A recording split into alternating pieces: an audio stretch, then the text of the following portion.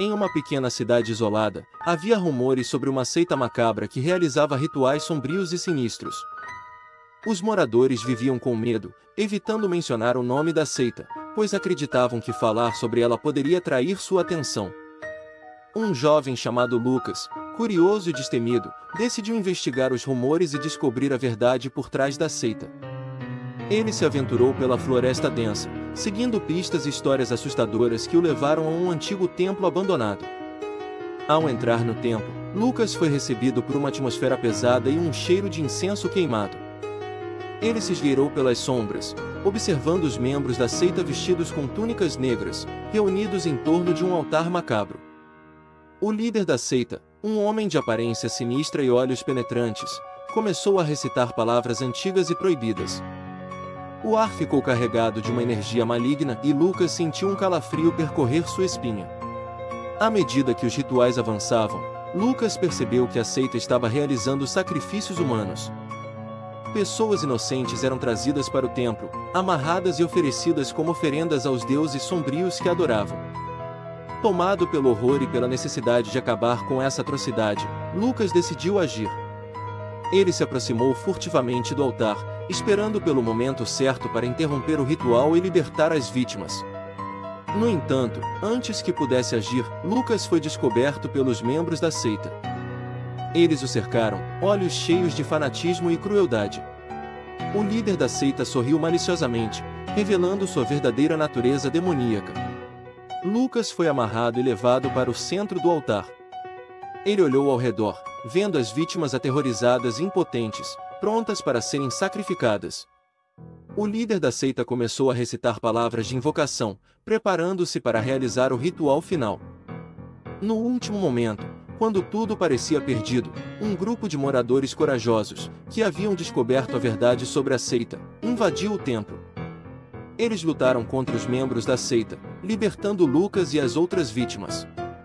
Uma batalha feroz se desenrolou no templo, enquanto a seita e os moradores lutavam pela supremacia. O sangue era derramado, gritos ecoavam pelo ar e o cheiro de morte pairava no ambiente. Finalmente, a seita foi derrotada e o templo foi destruído. A cidade finalmente encontrou alívio, sabendo que o pesadelo havia chegado ao fim. A história da seita macabra se tornou uma lenda sombria, um lembrete de que o mal pode se esconder nas sombras mais profundas e que a coragem e a união são necessárias para enfrentá-lo.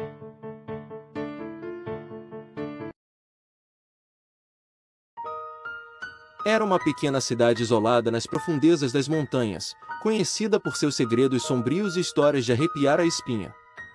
No centro da cidade, havia um antigo e misterioso portão de ferro, coberto de símbolos sinistros, que diziam ser a entrada para o próprio inferno.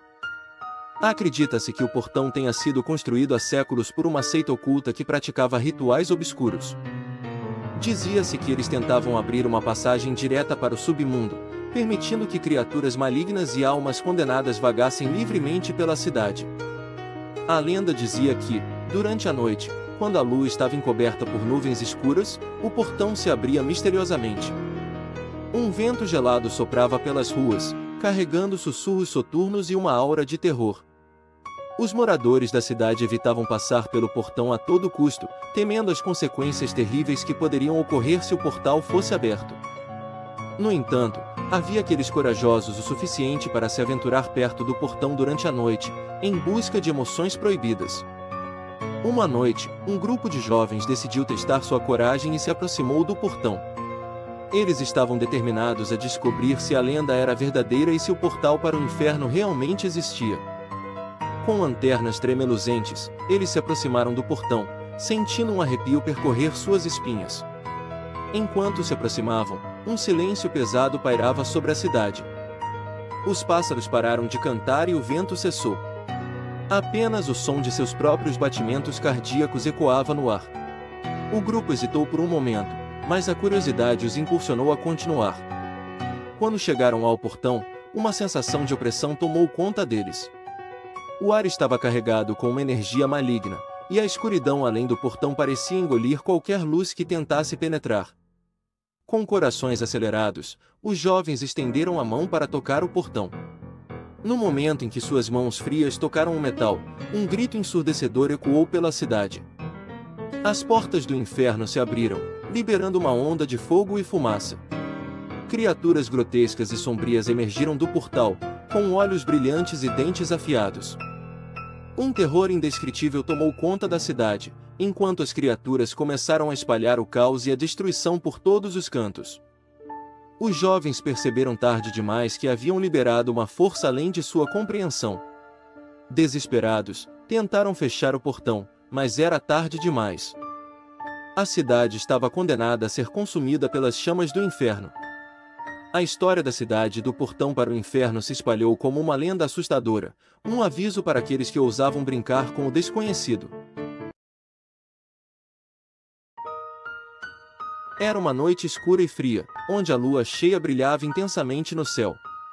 No coração de uma floresta sombria e assombrada, existia um rio misterioso conhecido como o Rio das Almas.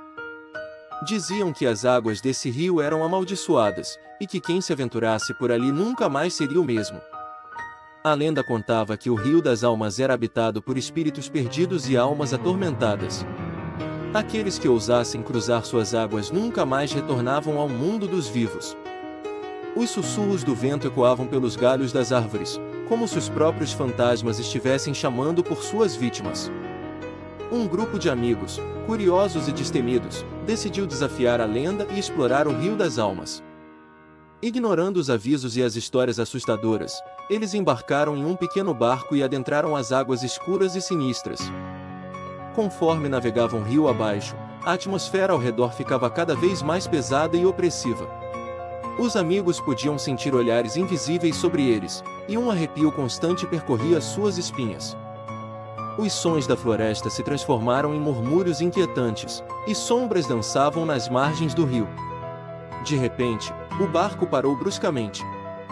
Uma névoa densa e enigmática envolveu o grupo, tornando difícil enxergar além de alguns metros. O silêncio se instalou, e um medo paralisante tomou conta de todos. Então, das profundezas do rio, surgiram figuras humanas com olhares vazios e rostos pálidos. Eram as almas perdidas, vagando eternamente pelas águas do Rio das Almas. Elas se aproximaram do barco, gemendo e estendendo mãos esqueléticas em busca de redenção. Os amigos, aterrorizados, tentaram remar de volta, mas suas forças pareciam desaparecer diante da presença das almas condenadas. Uma risada sinistra ecoou pela floresta, enquanto as almas se aproximavam cada vez mais. Em um último esforço desesperado, os amigos conseguiram se libertar do encanto sombrio do Rio das Almas e remar de volta à margem. Ofegantes e tremendo de medo, eles caíram no chão, agradecendo por terem escapado daquele pesadelo vivo. Desde então, o grupo de amigos nunca mais foi o mesmo. A experiência assustadora no Rio das Almas deixou marcas profundas em suas mentes, e eles aprenderam a respeitar as lendas e os mistérios que envolviam aquele lugar sombrio. O Rio das Almas permaneceu como um lembrete constante de que há coisas no mundo que não devem ser desafiadas. Aqueles que se aventuram por suas águas amaldiçoadas podem nunca mais retornar, e suas almas ficarão presas para sempre na escuridão. Era uma noite escura e tempestuosa, com nuvens pesadas cobrindo o céu. A chuva caía incessantemente, transformando a estrada em um mar de lama. No meio dessa tempestade, havia uma estrada sinistra e assombrada conhecida como a Estrada para o Além. Diziam que essa estrada era a passagem para o mundo dos mortos, um lugar de sombras e pesadelos. Aqueles que se aventuravam a percorrê-la nunca mais eram vistos novamente. A lenda dizia que a estrada era protegida por espíritos malignos, que guardavam ferozmente o portal para o além. Certa noite, um grupo de amigos decidiu desafiar a lenda e explorar a estrada para o além. Ignorando os avisos e os sinais de perigo, eles embarcaram em uma jornada sombria e perigosa. O medo pairava no ar enquanto seus carros avançavam pela estrada escura. Conforme avançavam, os amigos começaram a sentir uma presença maligna ao seu redor. Sombras dançavam nas árvores e sussurros assustadores ecoavam nos ouvidos deles. As luzes dos faróis revelavam figuras fantasmagóricas que pareciam se mover na escuridão. De repente, um dos carros parou bruscamente, com o motor falhando. Os amigos saíram do veículo, sentindo um arrepio percorrer suas espinhas. Eles tentaram ligar o carro novamente, mas em vão. Estavam presos naquela estrada desolada e assustadora. Enquanto tentavam encontrar uma solução, começaram a ouvir risadas sinistras ao seu redor. As sombras se aproximavam cada vez mais, envolvendo-os em um abraço gélido. O pânico tomou conta do grupo, enquanto tentavam desesperadamente encontrar uma saída. De repente, uma figura sombria e encapuzada emergiu das sombras. Era o guardião da estrada para o além, um espírito maligno que protegia o portal para o mundo dos mortos. Com uma voz arrepiante, ele anunciou que não havia escapatória para aqueles que ousavam desafiar a sua autoridade. Os amigos, agora tomados pelo terror, se agarraram uns aos outros, rezando por suas vidas. Mas o guardião não mostrava piedade. Ele os arrastou para o portal sombrio e os lançou no mundo dos mortos, onde suas almas ficariam aprisionadas para sempre. A notícia da tragédia se espalhou rapidamente, e a estrada para o além se tornou ainda mais temida. Ninguém mais ousou desafiar os espíritos malignos que aguardavam. A estrada permaneceu como um lembrete assustador de que há lugares sombrios e perigosos que devem ser deixados intocados. Desde então, a estrada para o além se tornou uma história de terror passada de geração em geração. Era uma noite sombria e chuvosa, quando um pequeno vilarejo ficou sob a ameaça de um terrível vampiro. Esse vampiro, conhecido como Vladimir, era um ser sinistro e poderoso, com uma sede insaciável por sangue humano. Vladimir escolhia suas vítimas com cuidado, espreitando os becos escuros e a espreita nas sombras. Seus olhos vermelhos brilhavam com uma intensidade demoníaca, enquanto ele se alimentava do terror que instilava nas almas dos inocentes. As pessoas do vilarejo viviam atormentadas pelo medo constante, sabendo que, a qualquer momento, poderiam ser escolhidas como presas pelo vampiro sedento. Jovens e idosos, ninguém estava a salvo do seu alcance. Um grupo de corajosos moradores decidiu enfrentar Vladimir e livrar o vilarejo dessa terrível maldição. Eles se reuniram secretamente, compartilhando histórias e lendas sobre vampiros, procurando por uma maneira de derrotar o monstro que os aterrorizava.